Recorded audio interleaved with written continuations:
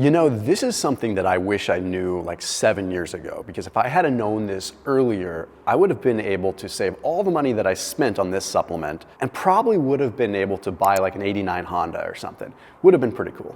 Everywhere in the muscle building magazines when I was growing up, we used to see a few different things. We'd see protein powders, we'd see branched chain amino acids, and then we'd see glutamine. Here's the deal with glutamine. And now that you've got the answer to this video and you probably want to click off of it, let's explain what's actually going on here so that you can arm yourself with knowledge and maybe help your friends get their hands on an '89 Honda as well. Glutamine was talked about as a muscle building supplement. It would help protein breakdown, or it would help prevent protein breakdown. Well, not quite the case. You see, glutamine, first of all, is what is called a non-essential amino acid. So it is not required from the diet. So I had a hard time wrapping my head around that to begin with, being like, this is non-essential. Why would it be so critical? Like, why would taking in more do anything? Well, it's interesting. Let's break it down. Hey, after today's video, I popped a link down below for Hiya. If you have kids and you're trying to get their nutrition in line, you're trying to get them to eat the right foods, I totally understand that struggle as a dad myself. My kids love Hiya multivitamins. They're sweetened with monk fruit. They are awesome. They look forward to it every day. It's actually kind of an alternative for a treat in a lot of ways. Like, instead of giving them ice cream or something, they just want their multivitamin, their simple little multivitamin. So that is a 50% off discount link down below. So Darren and Adam, the two guys that created Hiya, they're just good dudes. You know, I bring different brands on my channel because I like the products, but the ones that I really like to bring on my channel are the ones that I actually like the founders as well, and I like the mission that they're on. So if you're a parent, you know, and regardless of what you think about different walks of life with nutrition, teaching your kids to be conscious about what they eat and conscious about what they're putting in their body is a really important thing. So that link down below will get you 50% off your first order with Hiya. So your first order for your kids' multivitamins, 50% off. So definitely recommend you check them out down below, top line of the description. So the European Journal of Clinical Nutrition published a paper that had set out to really find if glutamine did anything for muscle building. Well, they had subjects consume glutamine at 0.9 grams per kilogram or placebo for 6 weeks, and they had them resistance train. They found it odd that there was no increase in strength, no increase in torque, no increase in muscle mass with the glutamine group. But then when they looked a little bit more detailed, they found that there was no change in muscle protein breakdown. Like, glutamine did not prevent the breakdown of muscle. So what the heck is going on here? Why would we say that it works? Well, I have one simple word for you: money. It's a very, very, very cheap supplement, and it's easy to market because people just think any amino is good, but it's not doing you very good. But rather than just telling you not to take something, let me suggest what you may want to consider taking instead. Okay, if you look at what the proposed mechanism of glutamine is, it's supposed to be anti-catabolic, supposed to help you from breaking down muscle.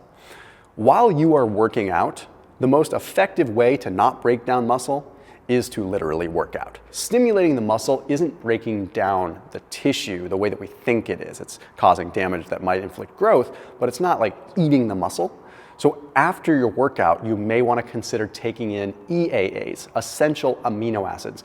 Take those with your post-workout meal. There's interesting literature that suggests that EAAs can help increase the rate of absorption and the assimilation of protein that you take in, and increase the mTOR activation by up to 4x. What that means is that post-workout, when it really matters, you may want to consider taking another inexpensive supplement, EAAs. I don't necessarily recommend consuming them intra-workout. I don't think they really help you much intra. You're going to get more benefit post. So ditch the glutamine and go for the EAAs post-workout instead. Now, the next category is the immune system category, because glutamine is very much so touted as an immune supplement, which I think is not really fair. Okay, again, glutamine is non-essential. We create the glutamine that we need. It is demand-driven, not supply-driven, which means if the body needs it for the immune system, the body will create it as long as you're getting adequate nutrition in. Now, the theory is when you train hard, specifically with endurance work, you deplete IgA, you deplete mucosal layers in your gut, in your nose, in your mucous membranes, and you suppress your immune system. That is true. You do suppress your immune system with intense training, particularly endurance work.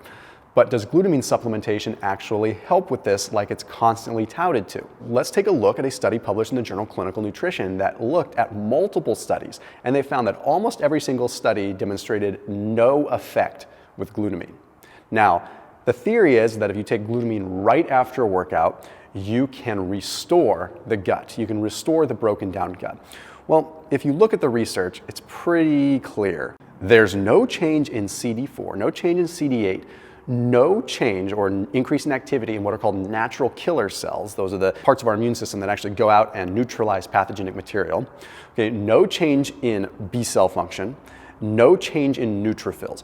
So zero change in the immune system. But most importantly, no increase in immunoglobulin A, IgA, suggesting that there's no increase in the gut mucosal layer integrity, no increase in mucous membranes, none of that. So what's the deal here? Why would they propose that?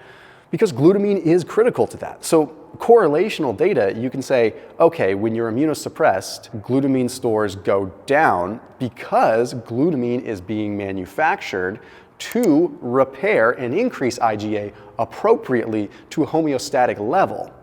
So of course it would suggest, you look at someone that just ran, say, oh, they're low in glutamine, IgA needs support, take in glutamine.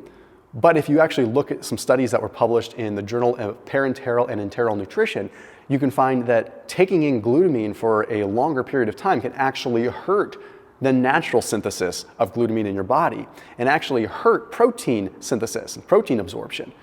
So why would we do this? Well, probably again, because it's a cheap supplement that costs pennies to make and they can charge quite a bit for it. So you're actually doing yourself a disservice. So what can you do when it comes down to the immune system instead? What would I recommend there? Well, my personal sort of immune cocktail, if you want to call it that, towards the end of the day, I'll take 25 to 50 milligrams of zinc, depending on what my diet looked like that day. I'll take 500 milligrams of magnesium, okay, usually in the form of a dimagnesium malate. I will take garlic extract, which is something that I just started doing maybe 6 months ago because I saw the literature on it. Very, very interesting when it comes down to garlic extract. And I take cod liver oil. So I get vitamin A, vitamin D, and omega-3s in a nice fashion. And I take those together, and I take those at night. As far as antioxidants, I don't load up with a bunch of antioxidants. I eat an antioxidant-rich diet, which in studies has demonstrated to be better at not quelling the inflammatory response and not hurting recovery versus antioxidant supplementation. If I feel like I'm starting to come down with something, I'll usually up the zinc and things like that. But you usually still end up coming down with it. You might just shorten the lifespan of it in your body. So the bottom line here is don't waste your money on glutamine. I hope I give some practical alternatives so that it wasn't just a simple takeaway of don't use glutamine. I'll see you tomorrow.